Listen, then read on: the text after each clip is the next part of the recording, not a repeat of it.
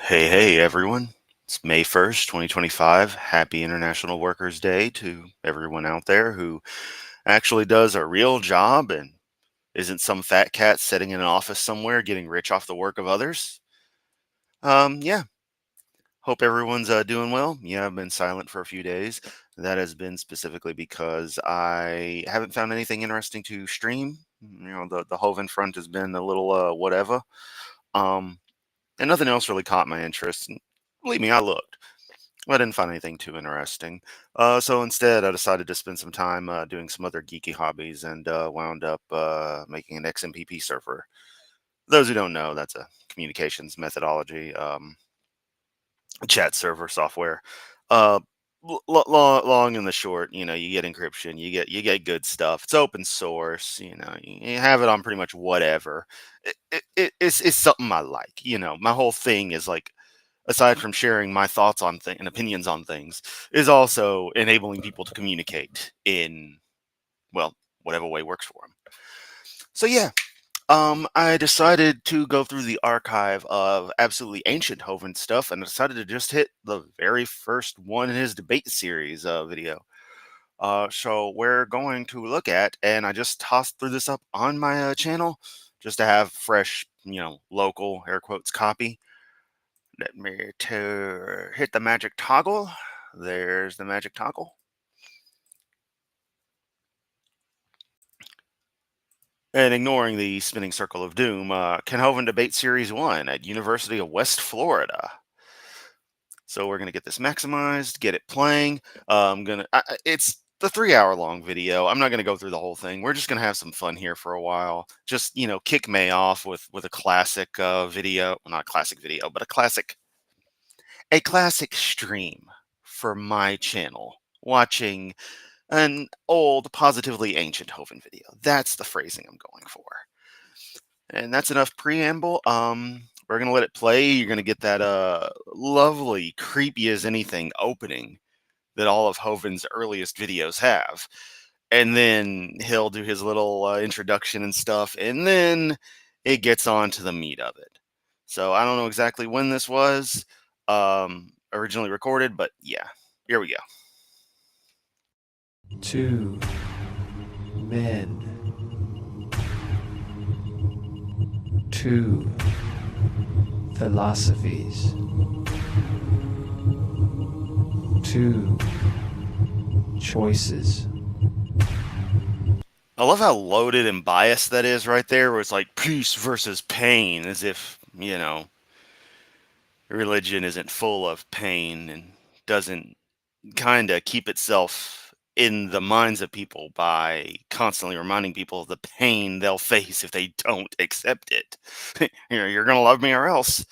And then also the fact that the subtle racism in there, where they show a group of relatively urban people and of course firearms and the like. I mean, did y'all notice that in the background? Let's just jump back just a hair. Two That the peace, you get the tranquility of the water. choices. Versus, oh look, gangsters, thugs, whatever word the wasps want to use to describe people. Random guy firing. One I just, you notice that instantly, and it's like, come on. This ignoring the fact that every single person you see who is at all one of those in and out of prison types seems to be pretty dang religious. You ever notice that? It's funny that for as bad as atheism is, the prison population is like virtually all religious people. Just, statistics don't matter though, right? The facts don't matter. decision. You decide. And seriously, that voice thing is just creepy as hell. I don't know who did that, who like came up with this. It's outright edgy. Like it tries way too hard. Welcome to the late 90s, early 2000s for those of you who weren't around for it. It was a lot of stuff like this.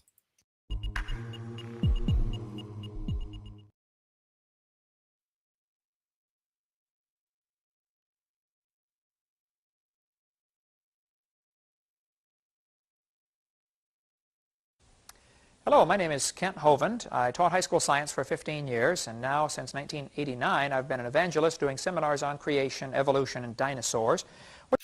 Notice this is before he started to stress evolutionism. And it's funny to go back to these very early videos. Also, I just realized that thing to stage left of him is a giant wristwatch that's dino themed. How obnoxious can you get? Oh, and that tie is horrific.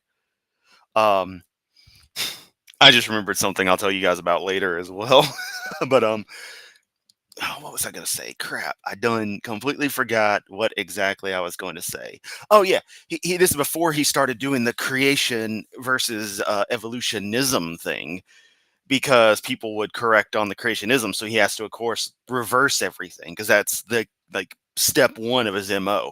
Everything that religion does, reverse it. Standard apologist, standard evangelical tactic, and then work from there. What you're about to watch is a debate that we taped many years ago. Debate. Sorry about the poor quality in some areas, but I think the message is very fascinating. I do many debates at universities. I'm very willing to do more. We just recently began posting a list on our website of professors who have refused to debate me. I've had 60-some debates. And you know what that is, Kent? That's you being a bully. That's all that is. And he says it so proudly. And this also demonstrates he's truly never changed, because he always has to do these particular preambles this particular way. And I bet if I was to go through all the openings of the debate series, just cut them all together, they'd be like straight clones of one another. He'd probably say damn near the same thing every single time, because that's all he ever does. If you talk to a professor who believes in evolution, try to ask them if they'd be willing to debate against a creationist. I'd be honored to do that. I'll be very nice to them, but I'll show them they're wrong and God's word is right.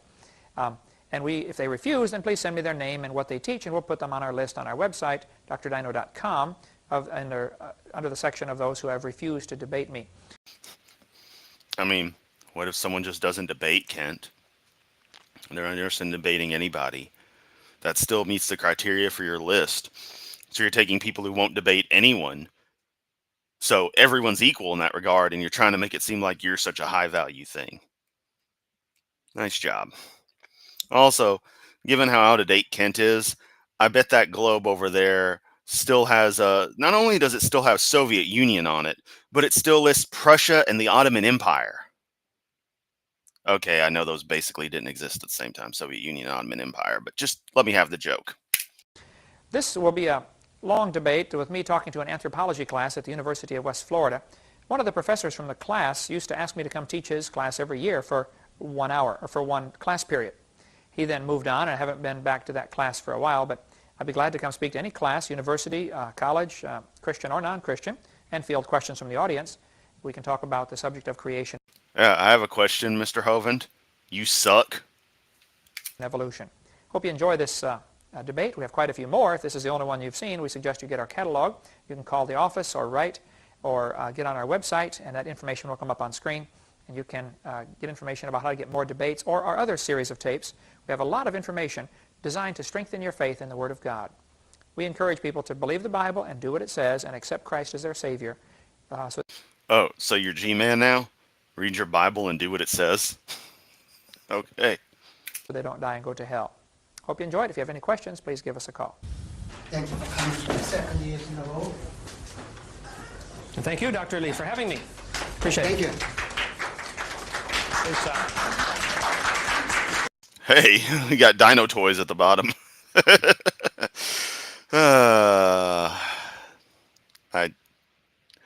I don't expect this to go downhill.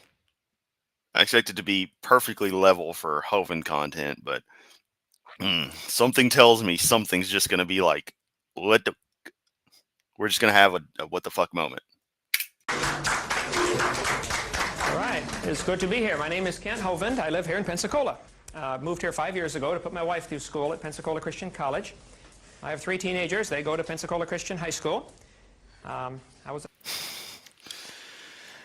don't know why this photo makes me laugh so much. One, the fact that Eric is made up to look so much like Kent. or just I don't know. Honestly, I don't even know, but something about it's just freaking hilarious. I can't put my finger on it. A science teacher, 15 years, and now travel around and speak full-time on this subject, creation, evolution, and dinosaurs. That's my full-time ministry. I speak over 700 times a year. I'm an old-fashioned Bible-believing Christian. I believe. Does anyone else notice how high-pitched his voice is? Hello, I'm Ken Hovind. I know our voices change slightly as we age, but yeah. I believe the Bible is literally true from cover to cover. And with my science background, I mean, they change drastically as we get way older, but over the course of the years, we're still reasonably quote unquote young, 20 to 50 range. Doesn't change that much, but it is slightly noticeable. That puts a little different slant on things. And so what we're going to share with you today, of course, is the creationist view of how the world got here, and some of the things that you've been taught in anthropology class, I would say, of course, are very, very wrong. But it's good to have scientific discussions like this. That's the purpose of an education. See, if you're only shown one side of an issue, you're not being educated, you're being indoctrinated. So an education shows people all the various sides and lets them use their own intellect and decide which one is the most reasonable. I hold without apology to the creationist worldview, that this world is too complex. It had to be created by an all-wise, all-powerful creator who is outside of and beyond and above and not affected by his creation. Let's see. My buddy Prince Watercress has suggested a video to me earlier, not realizing I had seen it and bypassed it a million times. But no hate on him, And it had this little flow chart, and it included a section of like, is the deity within or without, or like inside of the universe, or a part of it, or otherwise external to it. And it hit me that at no point did I ever believe in a deity, even when I was Christian in quotes, did I ever believe in a deity that was actually explicitly separated from the universe in some capacity. Just never worked for me. It only just now realized that after seeing that chart, it's like it clicked. It's like, oh yeah, that's why I always hate that, oh, God's outside of the universe, because I never ascribed to that idea. It just made no sense to me. Just thinking about it, sharing it, because that's what I do in these streams. I just ramble. The more I ramble, the less Hovind you have to hear. Am I right? Let's keep going. Really only two opposing worldviews. There is the worldview of evolution. I'm going to draw it like so, and I'm going to make 3 columns for this. Oh, God. Now I'm having preemptive flashbacks to the Farina tour debate. Mr. Farina, Hovind. Mr. Farina, Hovind. Discussion here. We'll take questions all along the way. You can stop me at any time, say, no, wait a minute, I disagree with that, and we'll discuss it. Oh, and this is what Kent did before PowerPoint. You'll notice there's no slides. And Dr. Lee introduced me as the leading expert. I don't know about that. I was just a high school science teacher. But I do have plenty of opportunities to speak on this. I do numerous debates at universities. I've had 3 here so far at University of West Florida. And I appreciate the academic atmosphere where they allow me to come in. I speak many times in public schools. I was in 6 this week already. I speak very frequently in public schools. And I think students need to see all sides of this issue. What we've had for the last 30 years. The fact that it's always touted as an issue, and then it was basically they use that to make it into an issue by saying it was an issue when it was never an issue. This isn't a matter of different worldviews. This is a matter of just abject reality. Kids get taught evolutionary principles. They're not being, it's not a matter of not giving other ideas, because there's infinite numbers of ideas out there. It's a matter of, this is what's actually real. This is what science is. We're teaching the facts here. But you disagree with the facts. Okay, but that's how this process works. Which is, of course, why, as much as they'll say they're not, they're trying to overturn every aspect of education, every aspect of knowledge, just outright change what reality is by hook or by crook, honestly. I love that phrase. Don't know why.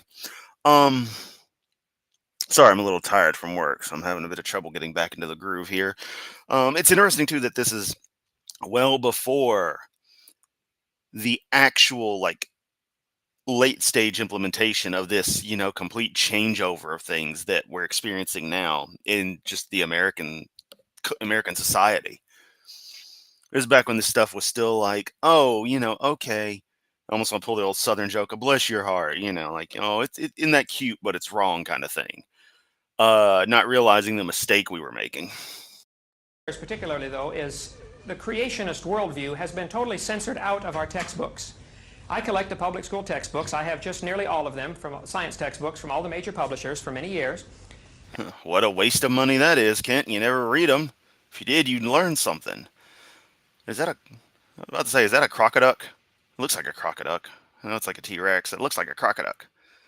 That biology book looks oddly familiar. But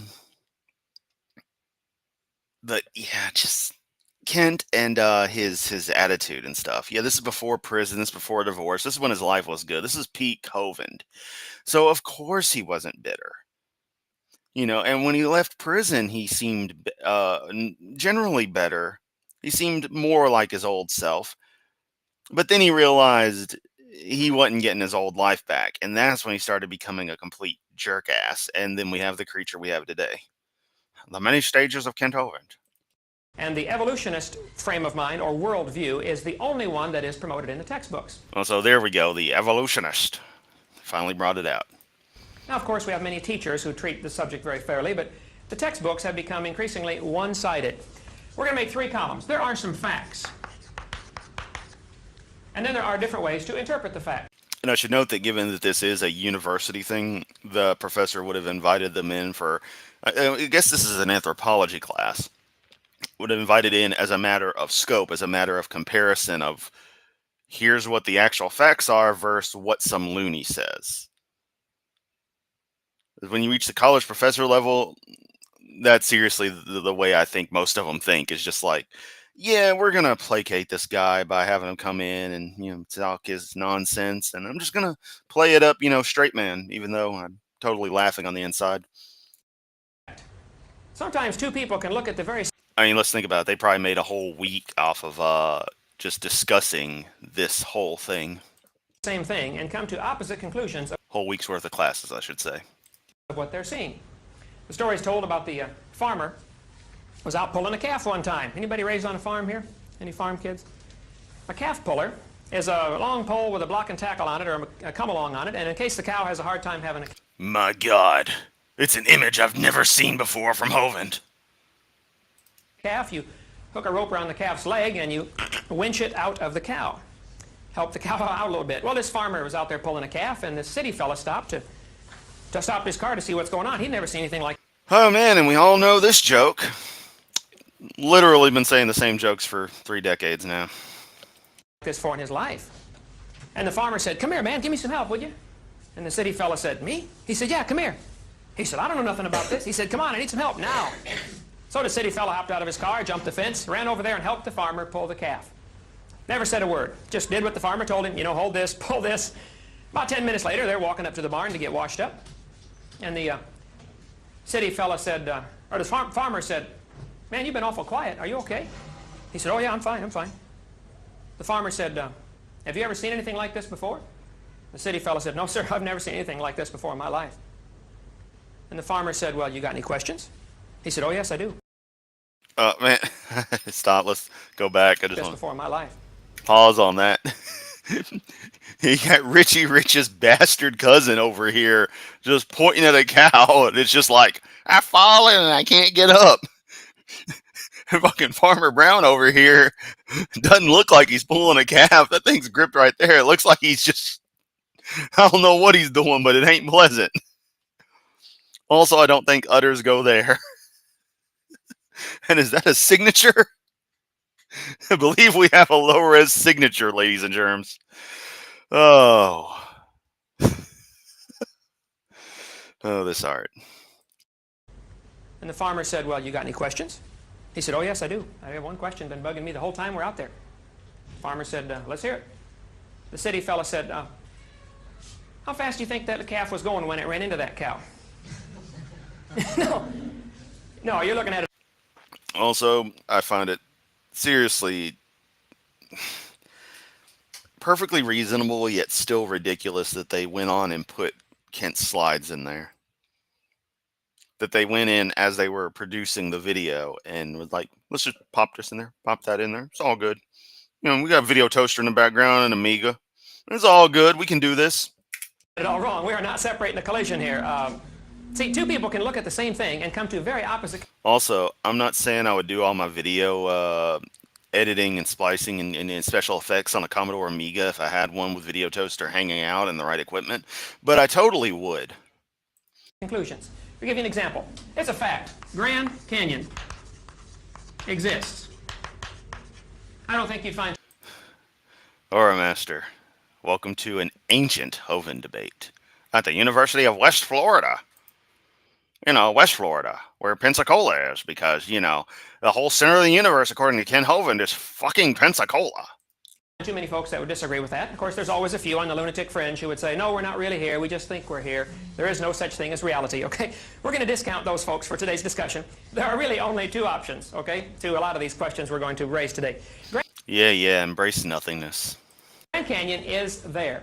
It's a big crack in the ground. I have seen it from numerous angles. There is no question it's there. Now, there are several ways to interpret how it got there. The evolutionist interpretation. But Kent, that's just a hole in the ground.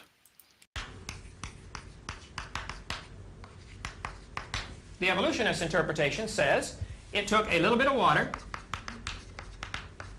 Okay, just for a very brief moment, and this gets into like ASMR stuff, but does anyone else miss the sound of chalk on a chalkboard? I really like that sound. Am I crazy? There's anyone else out there, you know, especially, you know, slightly older, miss it? I mean, I hated school, don't get me wrong, hated being there, but I like that sound. Millions of years. That's called uniformitarian geology. How many are familiar with that word, uniformitarian? The way it's happening today is the way it has always Oh my God, that was Hovind. happened. Charles Lyell was the champion of uniformitarianism back in his book, 1831, Principles of Geology, Volume 1. Charles Lyell really taught and introduced into the public arena the idea of uniformitarianism. There is another worldview. Yeah, I wasn't even going to bring up the fact that kids don't even see chalkboard. I can't imagine a school room without a chalkboard. I can't. I don't get it. I don't know what it would look like. And I guess I can imagine, but it's like, it's there. Why not use it? Oh, because chalk is slightly expensive to purchase for entire school districts?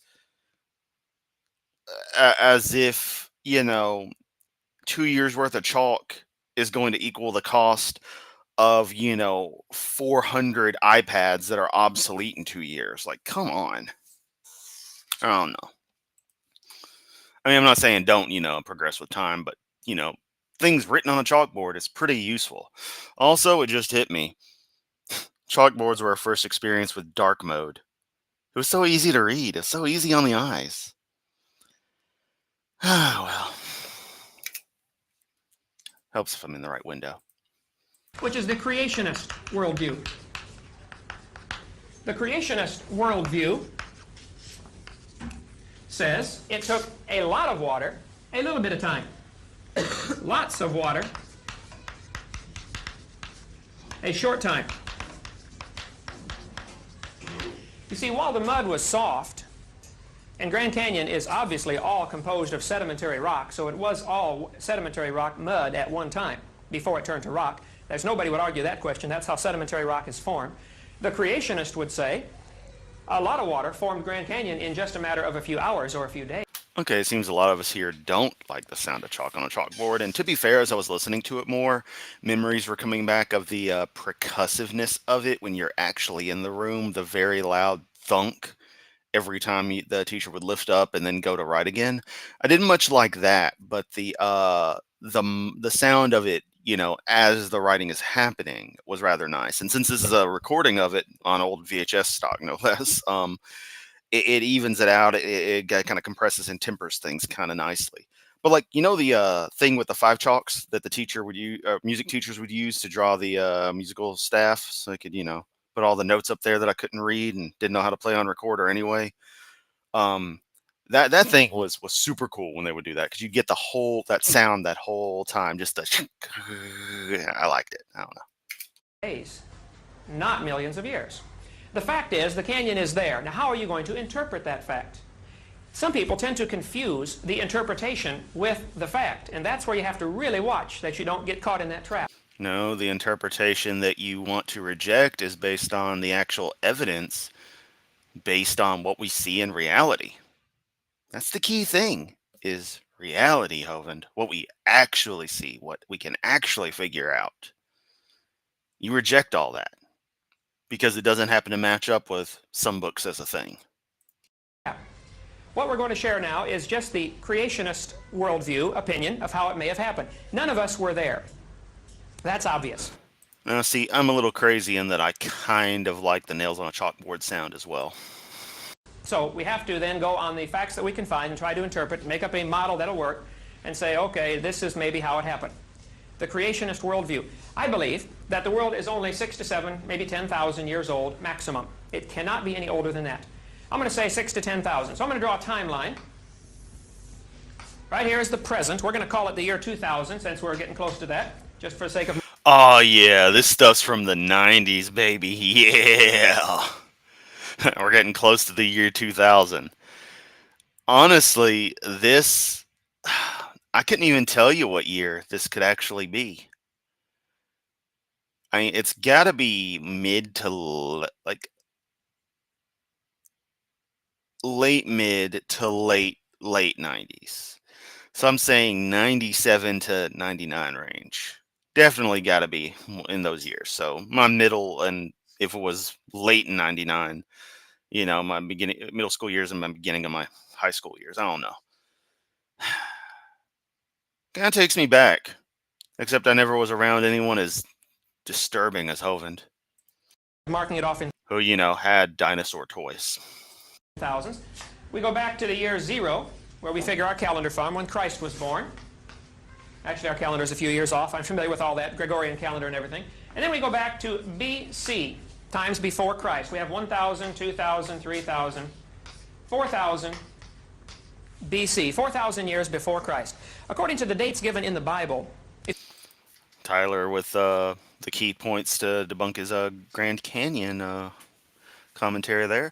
Let's see Kent explain Aeolian sandstone, how Aeolian sandstone got sandwiched between limestone and shale at the Grand Canyon. Oh, remember, it's not the Grand Canyon, it's just Grand Canyon. You got to get it right, or your evidences won't line up in the cosmic rifts of the Jesus or something like that. But of course, he'd just say hydrologic sorting and all the layers formed horizontally, and the flood of Noah, because, you know, Noah was responsible for the flood. It's always attributed to him. I never understood that. If you add up the dates given in the Bible, Adam was 130 when Seth was born, and Seth was 105 when Enos was born, and the dates are all spelled out in Genesis chapter 5, and in chapter 11, and in several other places throughout Scripture. The dates are given of how old they were when their children were born. Adding up those dates will give Yeah, all the boys. an approximate All the boys that are relevant. age of the creation of the world of about 4,000 BC, plus or minus several hundred, maybe 500 or so allowances for genealogy overlapping and things like that. We're going to use the word 4,000, but don't hold me to that, okay? I'm not one of those guys that says Adam was created 4004 BC, October 23rd at 2 in the afternoon, okay? I do know Adam was created in the afternoon because it was just before Eve. That's the only clue we have in Scripture. But it doesn't give the exact Ha ha, dumbass. date. All right, so we're going to, about 4,000 years ago. Then the Bible says, 1,600 years later, there was a worldwide flood. A flood that destroyed the world. This took... If it destroyed the world, why is it still here, Kent? Just technicality. Here, destroy the world, you think Death Star, not, ooh, everything got wet and a lot of stuff died. Took place about 1,600 years after the creation. Actually, 1656, if the dates given are exactly correct. After this flood, there were only 8 survivors. 8 people on board that ark. Those 8 people fought to the death in the world's ultimate death match. Ultimate Deathmatch 2, Electric Boogaloo. Did we mention Ultimate Deathmatch? Because it's the ultimate death match. I don't know. Sorry, I'm really tired from work. It's been a rough couple of weeks now, so I'm trying here. That's why this one's just an off-the-cuff, you know, let's have some fun, not take this thing seriously. people began producing a population. They lived longer, so they had more children, maybe 10 or 15 kids per family. Population began to grow pretty rapidly. And by the time you got to the year 0, the time of Jesus Christ, Yeah, Brock, Christians will usually use ideas that over time incest has become bad, so it previously was perfectly okay, which is really disturbing. Followed up with things about like genetic code degrading and not being as pure, and they also use weird things like, oh, they got 2% less genetics each, or 10% less each time, and it's like, dude, what are you talking about? That's not how that's not how anything works. It's ridiculous. The more creationist junk you're exposed to, the more you see them just twisting and turning and pretzeling themselves over and over, trying to work out some kind of way for reality to work rather than the way it actually is. the world population, and anybody would agree with this that studied the population statistics of the world population was approximately 1/4 of a billion. 1/4 billion, 250 million is the approximate world population at the time of Christ. Shh, we can't tell Kent about Lilith. He doesn't need to know about her. You can go upstairs to your library to the next building over here and get the population statistics, Macmillan Encyclopedia, or look it up in any one you want that deals with the population issue. Most experts... It's so great. Like, that's refreshing, honestly, hearing, oh, you can go to the library and pick up this particular book rather than hearing, oh, you can just Google it. Oh, you can go on the internet. You can look at any website. Yeah, I just get tired of modernity. You know, I say as I spent hours upon hours the past week working on an XMPP server. That'll get publicly launched soon enough. But yeah, sometimes it's just refreshing. I guess maybe that's why I like old documentary footage or like informational films, like old Bell System informational films from like the 60s, 50s. That stuff's my jam. I'm that boring. Experts agree the whole world population 2,000 years ago was approximately 1/4 billion, 250 million. Then the population began to grow, especially around the 1600s when a lot of new medical advancements came. Oh, and I forgot to say hi to Claude. Everyone say hi to Claude. Claude is great. My novel testable prediction is that Hovind will soon marry again once he acknowledges Sandra has ditched him. Yeah, he's finally seems to be coming to the realization. Oh yeah, I didn't tell y'all why we're not doing like a Whack an Atheist or anything, because there wasn't one. Instead, he's had like 4 churches from Texas like come in, and they're just doing this whole big thing with some like creepy ass title like Birth and Blood or something like that. Like, it sounds almost metal if it wasn't for like it's a religious thing. And yeah, it's just I looked at him like, aside from Hovind ego stroking for the first minute, after that it's all other random people just doing junk, singing garbage songs and giving crappy sermons. So there's no meat on the bone for that one. So that's why we went to ancient video. We're only 11 minutes in. Good God. On the scene, and a lot of really modern science began about the 1600s. That's where there was a great, of course, revival in reading the Bible. The King James Version was translated, and many versions were put into the English language, or into the common people's language, where people could read it for themselves. And I think that was one of the great causes of the great revival of interest in learning and knowledge. And along with that came some tremendous medical advancements and scientific advancements and technology advancements. And so people began living longer, producing more children, and children lived longer. And about 1600 is when the population began to skyrocket. 1800, there were 1 billion people in the world. In 1800, we crossed the 1 billion mark. In 1930, it crossed the 2 billion mark. 1930. Today it's up over 5 billion, but really all of the population growth has come in the last couple of hundred years. So it is very possible that the whole world's population started 4,400 years ago with 8 people. Yeah, that's not how population growth curves work. Anybody familiar with population growth rates, logarithmic extrapolation, could tell you, yes, the whole world's population, 6 billion, could have easily started only 4,000 or 5,000 years ago. Now, the evolutionist interpretation of... Yeah, if no one ever died, and you started with those values, you might get something similar. But people die. That's how it works. So every 100 years or so, it's pretty much a whole new batch of humans.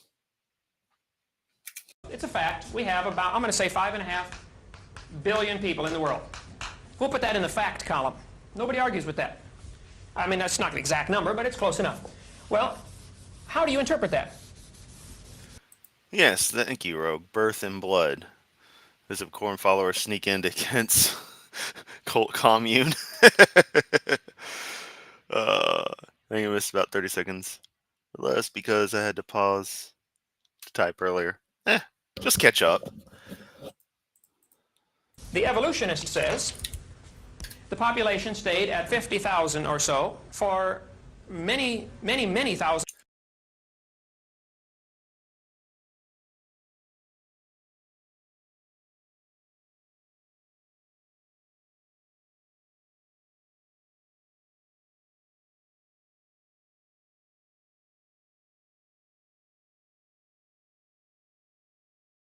Folks, Kent Hovind here and the crew at Dinosaurs Adventureland in lovely Lenox, Alabama, here at Genesis Baptist Church. It is April. Whole goddamn time I was muted. This stream is just an absolute disaster. What I was pointing out was that this is what we've been, what we could have been doing instead, was watching this Blood Bought Baptist Camp. We're not going to be bothering with that, obviously, so let us go back and continue. Thousands of years, several million years. There were just a few thousand people in the world, or subhumans. And then they would agree from about the time, about 1000 BC on, they would agree with the population growth curve that the creationist would give to it. These are established facts. But the evolutionist has this line going along at 30 or 40, 50,000 for 3 million years. And populations simply don't grow like that. They're just an automatic blast off, just like putting money in the bank. Once you reach a certain number of dollars in the bank, the compounded interest starts to take over. Once you reach a certain amount of money that you're withdrawing from the government, the feds come in. Hovind, in 10 years you'll be in the slammer. The reason for that population boom, 1800s, 1900s, is industrialization, modern medicine.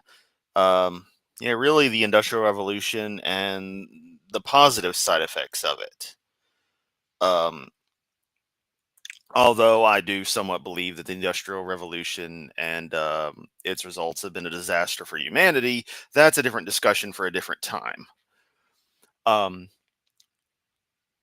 Yeah. Kent's just, this is typical creationist 101 BS from Hovind. Hoping we can actually make it through and I can shut up long enough for us to get to what the other guy has to say. So the creationist interpretation is no problem. The fact that we have 5.5 billion really fits fine into the biblical chronology of starting 44. I didn't catch that, but I wouldn't be surprised if he did say that. 100 years ago with 8 people getting off an ark. The evolutionist would also say no problem, but he would have to say that this population was steady for millions of years. So if you look at the facts, neither one can be discounted based on the fact that we have a population.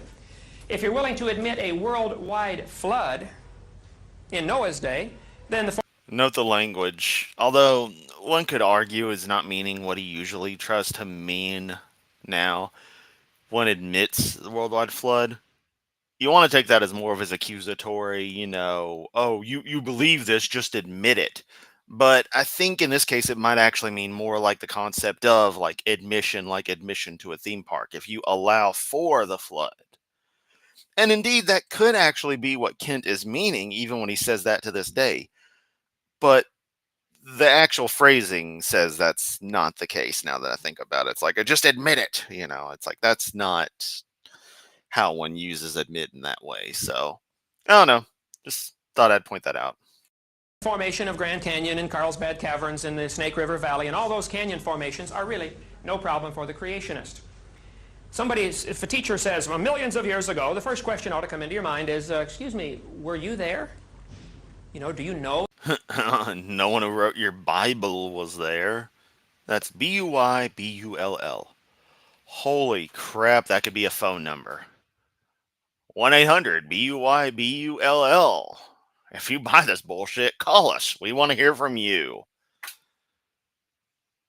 I need to see if that number's available. I have an idea. Oh, it's millions or billions of years old. But I'm too broke to pay for it. Time is something, I mean, it's gone, okay? It's historical. We can't really have scientific data. We must have historical data, and it becomes a very different way to interpret it. Also, just for the sake of it, let's see what video YouTube is suggesting for me next. Vought F8 Crusader. Yep, that sounds about right. I believe when God created the heavens and the earth, everything, about 6,000 or 7,000 years ago, everything was very perfect. Perfect world, completely done. Poof, he spoke and it was done in 6 literal 24-hour days. And during that time, everything lived together, including the dinosaurs. Dinosaurs lived with man. They were just big friendly lizards in the Garden of Eden. See, the unusual thing about lizards, if you've had your biology classes, you know that lizards and many reptiles never stop growing. Oh, this is pre-Y2K, so this is actually somewhere in the 26 to 30 year range. I'd say 27. They never stop. When I moved into my house across the street from Pensacola Christian High School 2 years ago, I was going around meeting all my neighbors, knocking on doors, finding out who the neighbors were, and like everybody ought to do in the neighborhood, be friendly, you know. And I knocked on this house 6 doors down from my house, and the guy said, "Come on in." Well, I walked in, and there, crawling around loose on his kitchen floor right in front of me, was a 5-foot-long iguana. This guy Oh, he found Art and Ross' cousin. raises iguanas for pet Iguana Man. I don't know. stores, 5 foot long. I stopped, held perfectly still. I said, "Does it bite?" He said, "No, we just fed it." I said, "How big's that thing going to get?" He said, "It's an iguana, man. They never stop growing." He said, "I've raised them 10 feet long before." Lizards never stop growing. So, the creationist would say, dinosaurs lived in the pre-flood era for about 1,600 years. They were just simply giant lizards.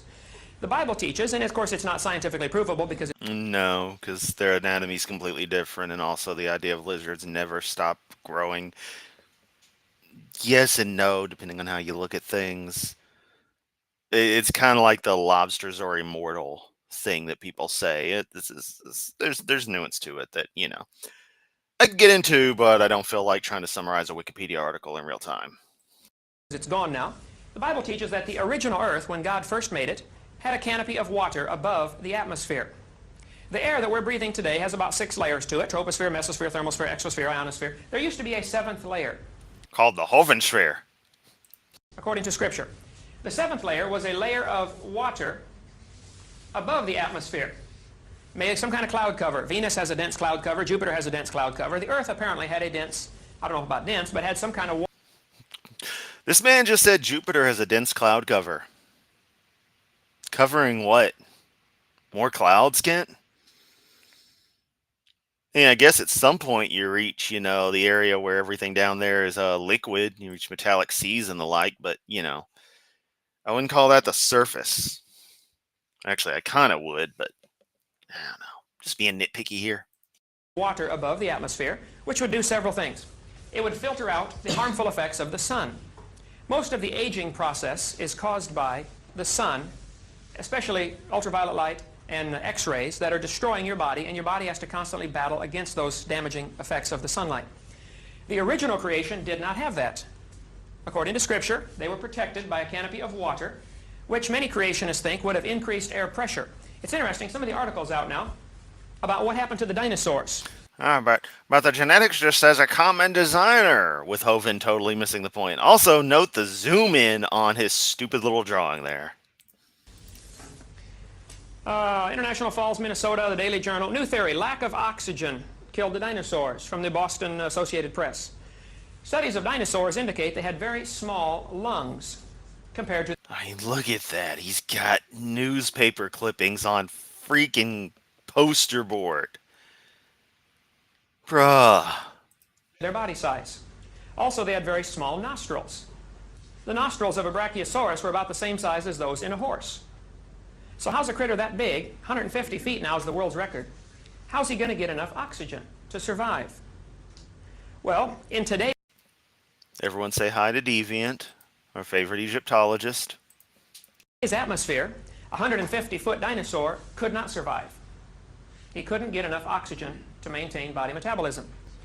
But if the pre-flood scenario is correct, that before the flood there was a canopy of water, this would increase air pressure, meaning every time you Water. Great pause. Mummified Hovind, film at 11. take a breath, you get twice the oxygen. Not only that, The pre-flood world apparently had richer oxygen to begin with. They drill into the ancient... I mean, I'm gonna be real. All we're getting right here is the Hovind theory. It is basically what he's focusing on at this moment. This is the script subset he's running. samples of amber and find air bubbles in there. Trapped amber, or amber that traps air bubbles. When you analyze the air bubbles, this is from Time Magazine, 1987, page 82. Also Science Magazine, 1987, November, page 890. Tells about the sampling of the air found in amber. It indicates 50% more oxygen than we had today. So instead of 20% oxygen, they had 30% oxygen. Well, these are a couple of scientific facts that really would fit fine with the creationist worldview. The original Earth had a little richer oxygen and higher pressure. The strange thing about high pressure gases is when you take a breath, you get twice the oxygen per lungful. And your healing process is much faster. No. I mean, if it were double the density, but... Many major hospitals today are putting in what's called hyperbaric chambers. Little Jessica McClure, the girl in Texas that fell down in the well, remember that in 1987? Her foot was twisted around and stuck in her face as she was down inside of a 12-inch pipe for over 2 days. Kent, that's wider than 12 inches. I mean, I guess that's, how you, how your dating days in college went. That's how you lied about stuff. I don't know. Y'all know the joke I'm going for. But crap, what was I gonna say? This stream is so unprepared, so unenergetic. Forgetting what I'm gonna say every single time. And yet you still watch. That's why y'all are awesome. It'll come to me, whatever I was gonna say. 58.5 hours. When they got her out, her foot was... Oh, yeah, because he's talking about the girls trapped in the well thing, which I don't remember having happened, but I was aware of it as a kid that it had happened. It's interesting to think that, okay, if this is, let's say, 1997, 98, and these are college kids, so let's say they're 20, so 97, 87, so 10 years beforehand, then they were born, let's say, in 77, they were 10 when that happened, so they actually would remember it. That's kind of giving you a sense of how far back this really is. God, I feel old. Completely black, and part of her leg was black from lack of circulation. They were going to cut her foot off, but one of the doctors suggested that they try her in a hyperbaric chamber. They put Jessica in a big steel chamber, pumped it up full of pure oxygen, and put it up to 30 pounds per square inch. Today you're breathing about 14.7 pounds per square inch atmospheric pressure. At 30 pounds per square inch, Jessica's foot began to turn pink within a few hours. It forced oxygen into the tissue. And they finally had to cut off the tip of her little toe. That's the only thing that wouldn't respond. She would have lost her whole foot. And many major hospitals are getting these hyperbaric chambers. I don't even know the validity of that aspect of the story. I don't know, so I can't say one way or the other. Because they are learning that high pressure oxygen causes the healing process to go many times faster than normal. A lot of burn patients are put in hyperbaric chambers these days because they heal so much faster. The Bible account would indicate that the whole world had these conditions. And so in pre-flood conditions, the people actually lived. Yeah, Rogue, y'all can quote me on that. That's wider than 12 inches. Yamato, 2025. You forgot to add that it was colorized. Because, yeah, I add that to everything. Picture I took today on my iPhone. Colorized. I don't know why, I just find that hilarious. Over 900 years. And there are many accounts, besides the Bible, many ancient accounts in literature. I honestly think Kent has said this stuff so much, the more his ideas and details of his stuff has been refined, him saying it over and over, he's convinced himself of every single little detail. But that he believed the basics and the core tenets first and then just kept going from there. And will we ever get to what the other guy has to say? At least you want to go through his reaction to what Kent says before we go. Like, how much further do we have? Yeah, this is such a fresh upload. It doesn't have the preview thumbnail things. That tell of a time when ancient people lived many, many hundreds of years. And that certainly is biologically possible. If you could alter not only the atmosphere that you're breathing, but also the plants would be getting more, better growth rate and have more nutrition to the plants. The people. Were you about to say the plants were going to get better oxygen? Kent?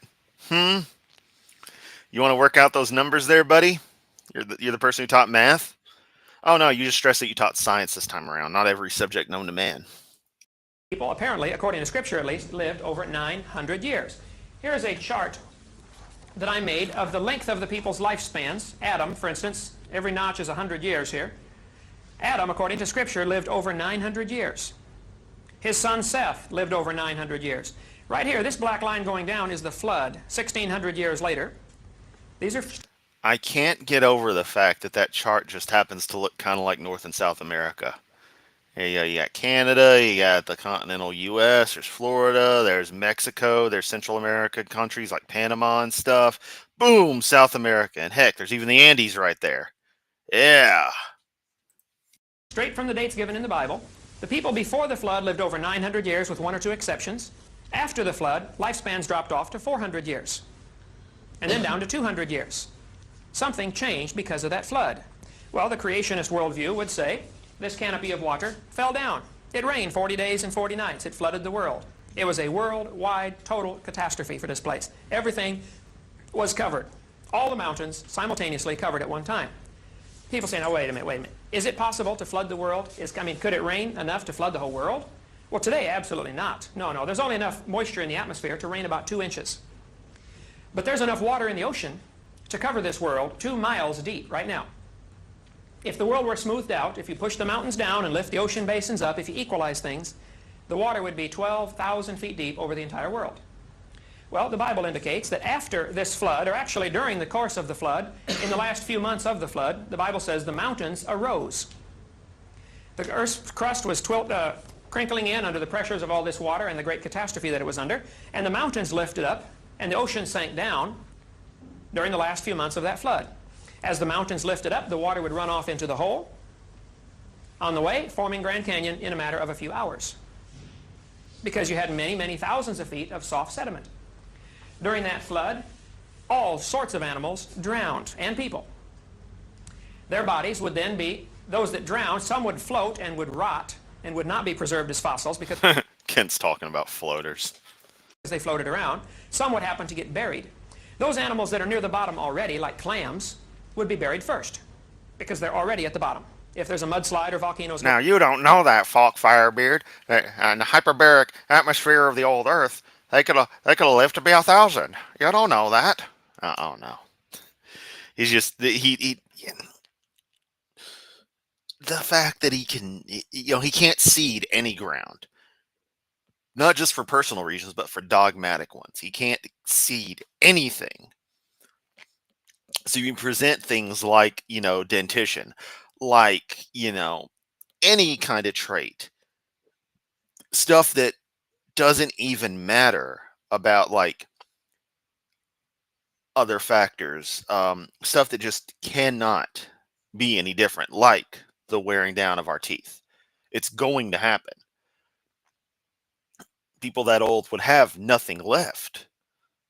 And it's like, what are you trying to state that people had super enamel back then or something? It's just, come on. Going on, they would be the first ones buried. The animals like birds and man are the last ones to drown. Because there you go, to drowned. And, speaking like that is sounds mean to say, but that's one of those things where phrasings like that, like him and me, that whole drowning, that improper use of tenses and past tense is known to be directly associated with low intelligence on a whole. Just throwing that out there. Man could figure out a way to avoid drowning until the last possible minute. And birds, of course, can fly around until they run out of gas. And then when they do die, their wings are hollow and their bones are hollow, so they would float. And yeah, that's the vibe I'm getting. Is this really a debate? More like you're just, abusing school children with this nonsense. Well, they're college students at this stage, so they're young adults. They knew what they were signing up for. But I mean, the stream's been going almost an hour. We're 20 minutes into what Ken has to say, and I ain't seen shit of interest. So actually, we're kind of making good time. There's usually about 30 minutes into a Hovind video. It's, hour and a half on my end. So yeah. Then the reason we tend to find birds on top of the so-called geologic column might be better explained because of a worldwide flood. Doesn't necessarily have to be that birds evolved last. There are two ways to interpret that. How fast that calf goes. You know, if his mom was a teacher of any stature, even like a kindergarten one, she wouldn't have let him get away with the whole drowned thing. Oh yeah, he's drowning. Going when it ran into that cow. Anyway, you might want to keep track of the idea that maybe there is another very reasonable alternative explanation for some of the data that we see.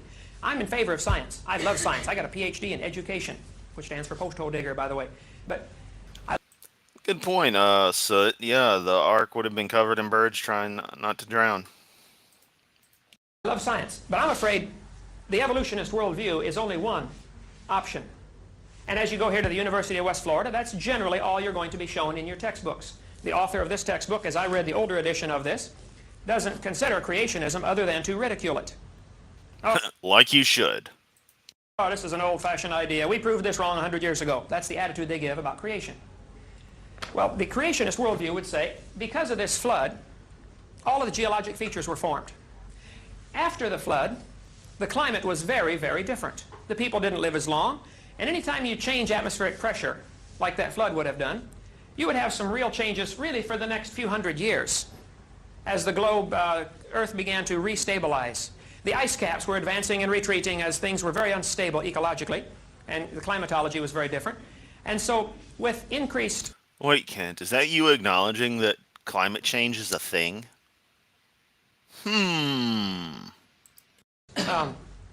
weather changing pattern, Oh, wait, I forgot that half the nut jobs will be like, oh, yeah, climates can change, but humans aren't responsible for it, so we don't have to do anything. This is just perfectly natural. people began to be deficient in certain diseases. Most of the ancient skulls that you've been shown, like Homo erectus and Neanderthal man, were probably just people who were Hey, Scottish Kim Jong-un made it here. Hey, buddy. Happy International Workers' Day. Even though it's pretty much damn near morning over there for you. deficient in certain vitamins. Rickets or different diseases would set in under climate conditions like that where they weren't able to get enough sunshine. And rickets does cause the brow ridge to thicken and enlarge, and it causes the bone structure to be altered. There's a great book out, which you really ought to read, and I tried to order enough for everybody, but they're totally out of print. But if you would like one, I will buy you one if you'll promise to read it. Bones of Contention. This is by a creationist who has studied every single so-called fossil of caveman or ape man and has given a creationist interpretation of that. So if you'd see my son afterwards over there and put your name on the list, I will buy you one if you'll promise to read it. I don't have enough money to buy everybody a book to sit on your shelf. Shows you how out of date this is, that Eric and Kent were still close to each other. You know, Eric liked his dad. But if you really want an education, you ought to see both sides. If you like what you believe because whatever reason, well, then you may not want to see the other side. But there is an awful lot of evidence that says these so-called cavemen, Neanderthal man, Piltdown man, Java man, Peking man, etc., are either Hovind man. misidentified, little fragments, or they are simply deformed humans from certain things. You could line up the skulls of folks in this county in the same sequence that they appear in your anthropology books. There are folks with the same Haha, no you couldn't. deformations of their skulls. So that lining up bones in a certain order does not No, there's not, Kent. prove that's the way it evolved. Yes, sir. Why are the bones that have been found only quote-unquote sickened bones? Why don't we have a fine array of healthy bones from these people too? All right. Here is Very good question. some charts that I photocopied from this book of the different so-called, like for instance, Homo erectus, Homo habilis, and the dates that they were assigned. You got to understand, there is a preconceived idea that is very well established called the geologic column, the time scale by the evolutionist. You know, so certain things happen, and it's a preconceived idea. And if a fossil is found, it must fit into that pattern, or the time is rejected. Many of the fossils that have And there's the claim of conspiracy. been found, they have said, well, this is fully human, but it's too old. There's archaic Homo sapien species that don't fit. Pure, 100% normal, natural Homo sapien bones have been found, just like today's bones, in layers that are supposedly 2 million years old. You know, I'm going to be honest at this stage. I think this is just Hovind presenting stuff. This is just a seminar. And he marketed it as a debate to inflate his numbers. Oh, I debated at a university. Translation: I was invited to talk to some people because why not? So all sorts of mental gymnastics must be done if you want to preserve the theory, the interpretation. If you're just willing to look at the facts, you would Unless the debate is between Hovind and the students. have to say, hey, if this bone is 2 million years old, then all these other things don't matter. They can't be human ancestors. And I've got enough of these to pass out to everybody. We'll do this at the end in just a second. Homo erectus, Homo habilis. Should be another page of these, bud. Oh, here. I thought, yeah, here they are. Okay, 2 separate ones. No, that's something else. Oh, never mind. That's my picture from my pictures from the trip to the farm last week. Don't worry about those. Can I go check the back of the van and see if there's another set of these things that I photocopied, would you please? Hovind driving around in a van. It probably has no windows in the back. It says "Free Jesus" on the side. So, I think very few human fossils are found, period. There are probably only 4,000 human fossils or humanoid fossils found in the entire world. That's a reasonable figure. To me, the explanation of that would be, when God first made the world, it was full of animals and full of plants. Oh no, see, that's something interesting is that they edited in a few of his slides earlier. Just a couple. So they existed. I think it's just a matter of there not being a projector in here and Hovind probably not bringing his own. And so he's just doing it off the cuff as opposed to using his slides. Because this is most definitely, I'm going to say 97, 98 range. But only 2 people. They then had to populate the world, and in 1,600 years, there were only several million, maybe a billion, I don't know. But not near the population we have today. So human bones would be rare for 2 reasons. Number 1, there weren't as many humans as there were animals.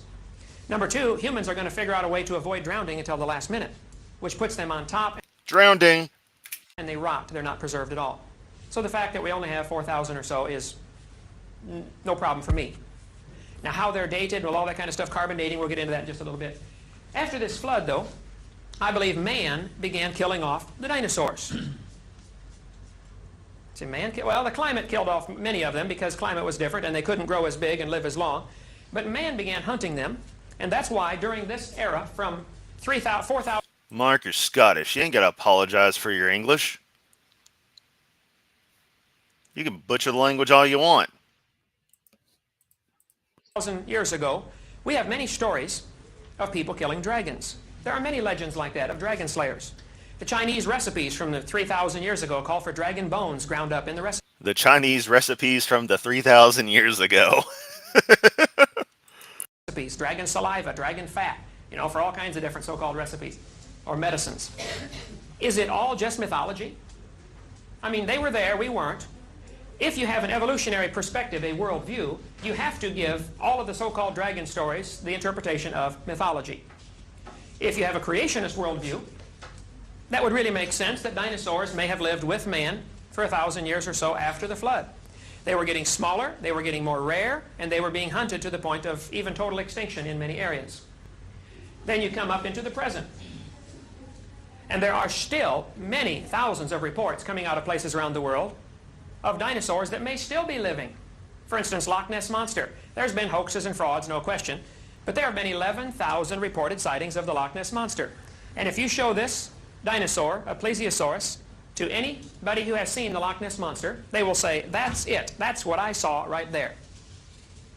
Well, now, there's no question. Some may be trying to get tourist dollars over there in, Scotland and all that. I've not been there. I do have a map of Loch Ness right here from Scotland with some of the pictures. I can think of like at least 3 reasons to go to Scotland that don't involve Loch Ness. I won't tell you what those reasons are, but I can think of at least 3. And I'm sure there's many more out there. Pictures that have been taken of the Loch Ness Monster and an underwater topography of the area. The lake is 900 to 1,000 feet deep. And there have been some very reputable people with nothing to gain but ridicule who have said, I have seen it. So I have spent many years, not out there, bud? I have spent many years collecting data, believe it or not, on dinosaurs. No, Deviant. One does not need to apologize for their English here. It's just Mark especially doesn't need to. that may still be alive. Now, they're not nearly as big, and they're certainly not anywhere in Pensacola, Florida, that I know of. You know, it's not like they're all over the world. But you really can't prove the extinction of anything. And think about that for a minute. You can't prove anything is extinct, because you cannot be all places at all times to examine the whole world simultaneously. Hate to say Kent's right about this, but technically he's correct. However, at a point it becomes a safe model to work with that the creature no longer exists. There are some who are saying there may be a few dodo birds left on some of these Pacific islands. I don't know. That, they haven't been seen in 300 years, but how can you prove there aren't any? So proving extinction is an impossible thing to do. There are those who are saying that there could be a few dinosaurs still left. If you watch programs like Unsolved Mysteries or Sightings or things like that, you see some... Oh, no, Kent, no! You seriously mentioned sightings? No!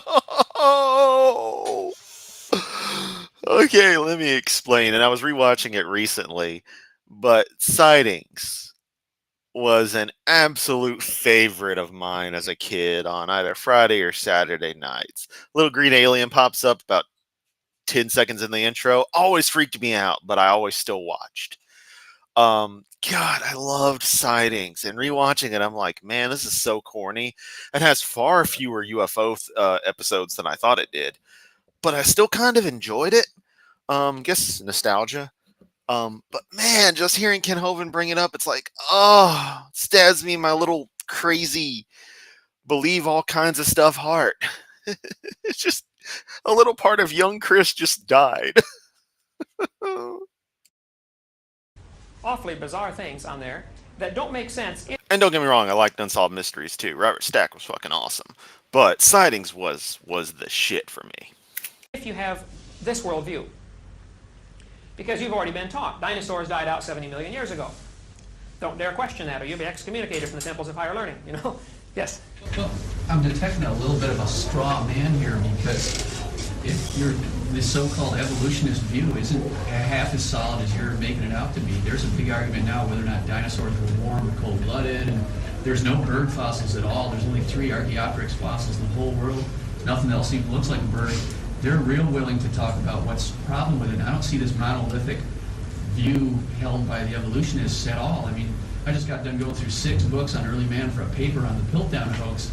Man, these guys can't agree on a homo habilis at all. There's no view out there that's saying, yes, it's this way, yes, they did this. They're real flexible on that. I think it's kind of who you talk to, but I sure don't detect this evolutionist monolith out there that's... Okay, so we're talking about Highlander now. I want to go on record as saying I kind of like Highlander 2. Director's cut, though. I don't think I dislike the original cut, but it is so weird that I'm just kind of like, this is a thing. But I like Highlander 2. So yeah, there's a thing. Note to self, Yamato likes Highlander 2. The man must be fucking crazy. Hovind. Has to be, that they're all got this view because they know. One way or the other. Yeah. Okay, that's a good point. But see, what I'm concerned about, I guess, as a high school teacher, is what... Look, I'm going to be real. Seriously, if you're from a place where English isn't your native language, and you speak English, you try to speak English, I'm not going to fault you for that. And the joke is with like Mark, with him being in Scotland, you get the Scots, the Welsh, the Irish. They got their native dialects, and English kind of thrust upon them as England expanded and Britain formed and all that crazy historical stuff, to where the native dialects get a little bit pushed back. It's one of those things where it's like, if they butcher it, who gives a flying fuck? It's like that super thick accent some people will have in various areas of even England, but just all over. That's just like, it's English, but it's so different. It's like that. It's like, I can't argue with that. It's just, it's like trying to tell you, no, you talk wrong. It's like, no, you've got a native dialect. You've got a cultural history of this stuff. Me, I'm a native English speaker. So, me butchering the language, I'm the one who should apologize. Not the other way around. Did that make sense? I don't know. Like I said, I'm freaking tired from work, and Hovind is driving me crazy, but at least he's getting pushback now. is in our grade school and junior high and high school textbooks. I assure you, in those books, it is a monolithic worldview. This is the way it happened, boys and girls. Ooh, and he sounds kind of angry right there. I assure you in those books, it's a monolithic worldview. Harvin. It is presented as if it is a fact. There is no other alternatives offered. So at a college level, you may have a good point. But at junior high, high school level, it is a monolithic worldview. This is the way it happened. And so I object to that. I think the teaching of evolution is largely religious, not scientific. Now, we must define our terms. Evolution. I have Webster's Dictionary's definition of evolution. Okay? Webster's Collegiate. This man keeps the definition of evolution in his pocket. You know, something I was thinking about before I started the stream was Hovind worships the idea, like his entire existence is based around the idea of evolution being something to argue against. He has to have this boogeyman. If there was no evolution, he'd be completely lost. He wouldn't know what to do. You think, oh, well, he'd find something else, you know, if let's say the world was still sane and criticized, you know, the religion and the like, or some other religious idea was dominant, he would just, you know, or some actual religious idea, I should say, he would say other as in other than his. He would argue that, but it's like, I don't even think he would or could. I don't think he could pivot, since he almost never takes of, you know, like defends his theology from other theologies as example. I mean, that's his whole existence is built around that. Meanwhile, all of us were religion to disappear. You know, okay, we've won that battle. Let's talk about, you know, all the random crap we like. I got, you know, gamers in here. I've got anime fans here. I got people who just like to rock, people who just do whatever, just enjoy some good, you know, comedy and just some ripping into silly people. We just find someone else to watch or find something else to talk about. Hovind would die without evolution. So ironically, he kind of worships the idea of it, that it exists for him to attack. Dictionary, second college edition, 1986. Evolution, I'm just going to read part of it here, and you're welcome to look it up for yourself. Oh, yes, you're just going to read part of the definition when you pull the whole thing out, picking the part that works for what you want it to be as opposed to the entirety of it or the part that's actually relevant, which is related to biology, which incidentally, basically nothing you talked about is at all actually related to biology and evolutionary principles. Development of a species, organism, or organ from its original or primitive state to its present or specialized state, phylogeny or ontogeny. The theory, now generally accepted, that all species of plants and animals develop from earlier forms of hereditary transmission, of slight variations of success. You know, I never thought about the fact that, you know, I was going to say, I never thought about the fact that you might actually be mildly jealous that I live in a place called Memphis. But don't be. Oh, at this point, aside from having the pyramid building having been built, and it's actually 10 years ago today, it opened as a Bass Pro Shop. For those not understanding the whole joke about the Memphis Bass Pro Pyramid, it was in the late 80s planned and built and opened in the very early 90s as a event arena themed after the fact that the city has an Egyptian name, Memphis. But it didn't do so well later on. The city went real downhill in the 90s. And by like 2003, 2004 range, it had finally closed up and eventually, you know, Bass Pro bought it and did their thing with it. That's why there's a Bass Pro Pyramid in Memphis. That's it.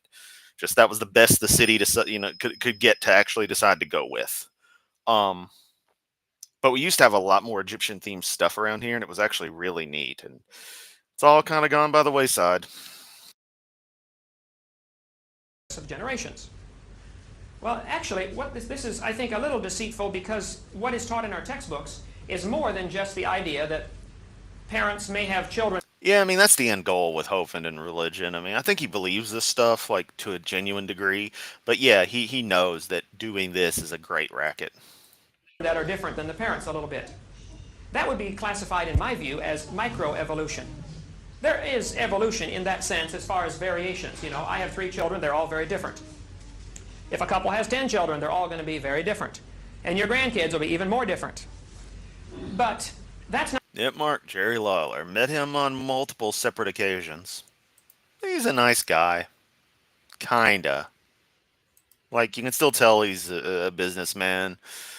little short, but like short attitude, short tempered. You can't really just have a chat with him. But he is nice. He does like seeing people. It's not really evolution. That's where we need to define the term, I guess, and I should have done this earlier. Micro and macro. I would accept microevolution. I would say, for instance, Yeah, exactly, Mark. That's what it boils down to. you could get a variety of mutts from the dog pound, and over the next 50 years, through selective breeding, you could develop a wide variety of dogs. You could maybe even develop the Chihuahua and the Great Dane in 100 years. I don't know, maybe take 500 years, but it could be done. But stand 50 feet away and look at it. It is still a dog.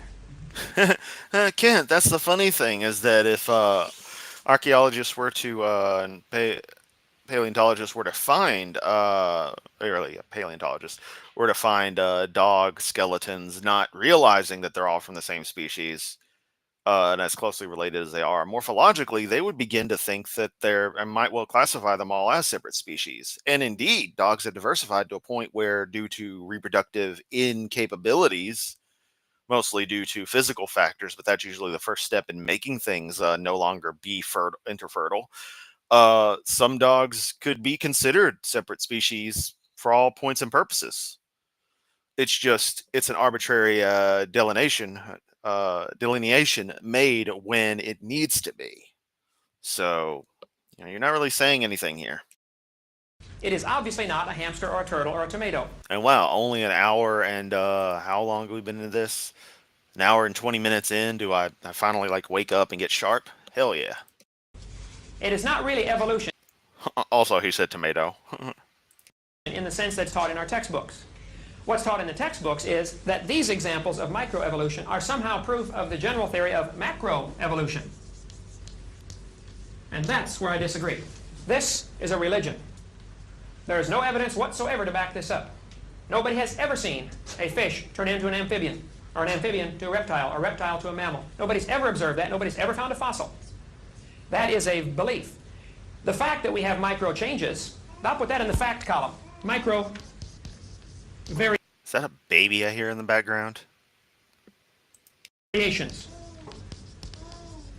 can ask anybody that raises anything for a living. Find some fellow who raises tomatoes for a living and tries to develop hybrids or purebreds. He will tell you, oh yeah, you can get a wide variety. Yeah, Joe, I stress this as just being, it's all evolution. That's all there is. You may get 50 different kinds of tomatoes, but there are limits.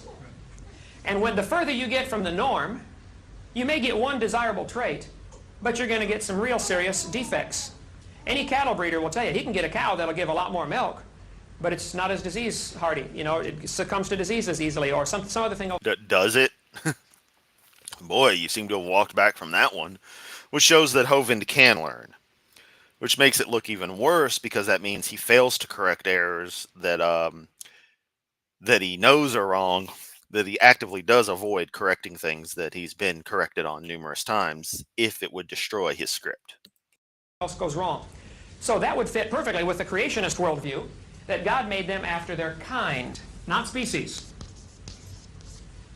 Each kind of animal was originally created, and there has been variation and diversification within that kind, but nothing changing to a new kind of animal. For instance, dogs.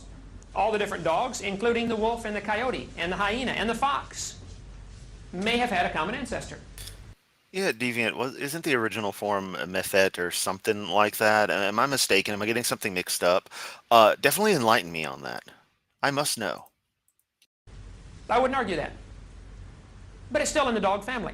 It's still the same kind of animal. You didn't get a new kind of animal out of it.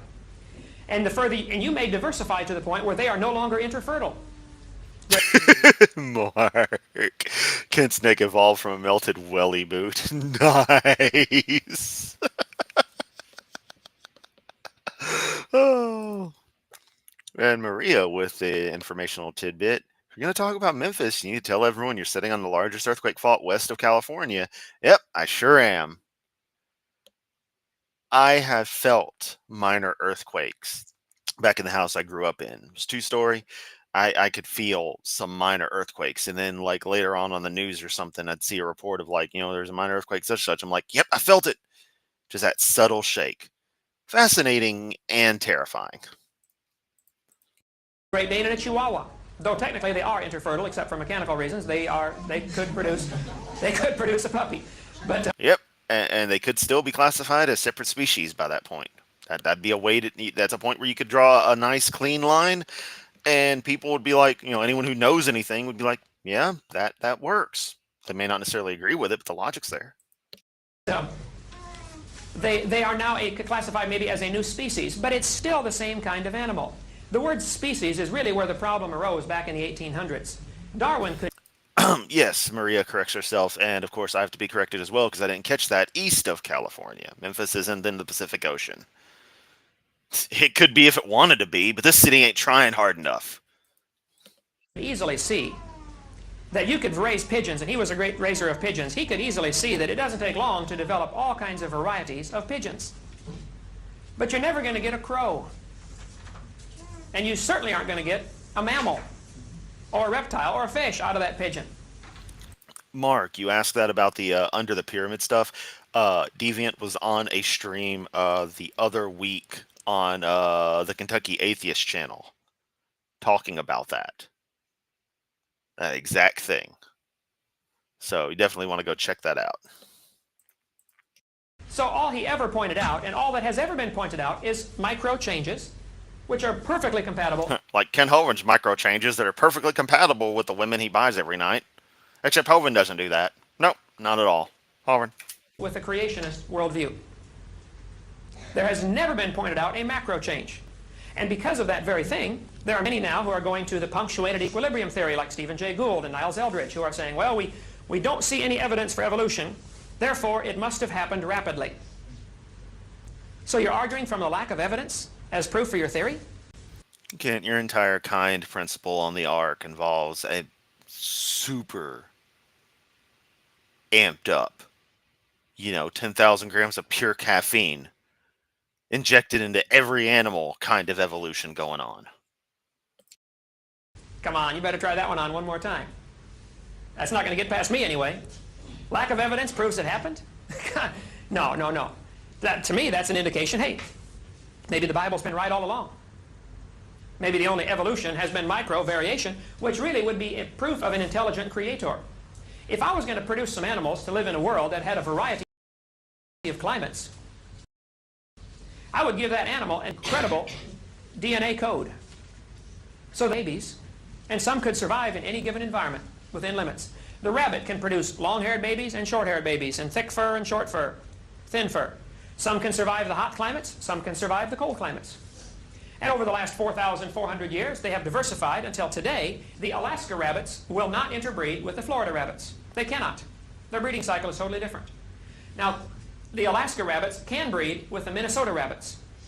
They're not too far different yet. And the Minnesota rabbits can breed with Florida rabbits, but the two extremes can no longer interbreed. That's not evolution. That's simple variation. It's still the same kind of animal. That's a micro change. It's still a rabbit. Stand back and look at it. It is obviously not a turtle. So that's my objection, is that the theory of macroevolution is included in with the textbooks for our junior high and high school kids as if it is a fact, and it is a far cry from a fact. It's a religion. You can take, like the branches on a tree. You have the different 250 varieties of dogs probably had a common ancestor, and the ancestor was a dog, right? All the different varieties of cats, Siamese and all those different kinds of cats probably had a common ancestor that was a cat of some kind. From here up, this would be micro changes. This would be observable. Nobody's going to argue with that. From here down, that the dog and the cat had a common ancestor somewhere way back when, that would be macro changes, and that would be part of a faith, a belief, a religion, not observable. No, that's not true. Okay. We don't call macroevolution a religion. It is a scientific theory. So it's not a religion. It's a scientific theory.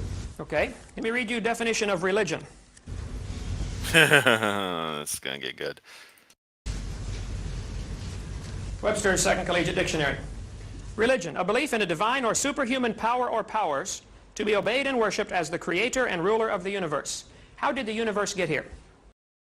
Irrelevant to evolution, and you know this, Kent. This is him going on his classic load of shit. Did this process called evolution bring everything into being that we see today?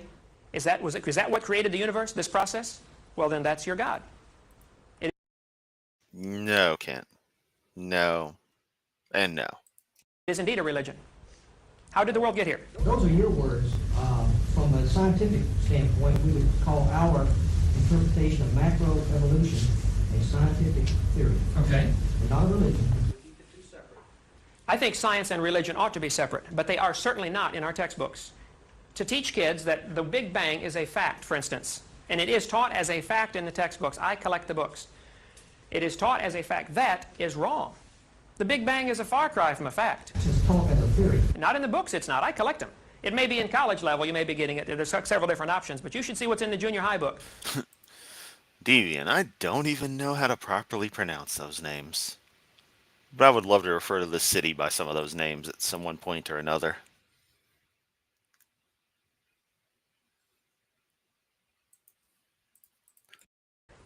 Boy, 4.6 billion years ago, Earth cooled down from a hot molten mass. But that's not a fact. I mean, were you there? Do you know anybody who was? But I assure you, it is taught as a fact to our younger kids, and I strongly object to that. Yes, sir. Yeah, Ken, all the record is there, all the evidence for the Earth's molten original state is there. The math backs it up. Looking at other planets backs it up. Just everything about reality backs this stuff up. And that's what makes this entire thing that you and other creationist nitwits do so irritating, is that you just want to look at actual reality and go, nuh-uh. All right, I've had enough of this. It's been an hour and a half. We are at a point probably going to continue with this because it's at least an interesting thing to look at. Part of why I'm stopping is in the quest for the link where Deviant was on the Kentucky Atheist stream previously. Joe is about to go live. Members only stream in this case. So if you're a member of the Kentucky Atheist channel, go check it out. I got gifted a membership because I'm broke, so I got to rely on gift memberships, which I gifted out some memberships. So, hope y'all enjoy that. Those who were receiving of them, I'll definitely be producing some members only content soon enough. Maybe a members only stream, who knows? But yeah, I have had my fill of Hovind. I'm probably gonna fire up the laptop, let Joe's stream play, and maybe work on a bit of Guild Wars, maybe work on some of that XMPP server stuff. I don't know. There's a bunch of stuff I want to work on, but I thought I'd get at least a stream out of the way. These hieroglyphic copy paste involved turned out to be just, yeah, I can't imagine it going. Also, I can't read hieroglyphics at all, so definition of evolution obviously doesn't apply. Exactly. Excuse me, a definition to which evolution obviously doesn't apply. Exactly. Mark, very welcome for the stream. This was a good thing I decided to go for the pronunciation, not the transliteration. Ah, okay. And yeah, all y'all just have an awesome, awesome time. And flashbacks, yeah. Hovind flashbacks. They're bad. But yeah, I'm out. I'll be hanging out in the chat on Kentucky Atheist stream. So I'll see anyone who's there. Catch y'all next time.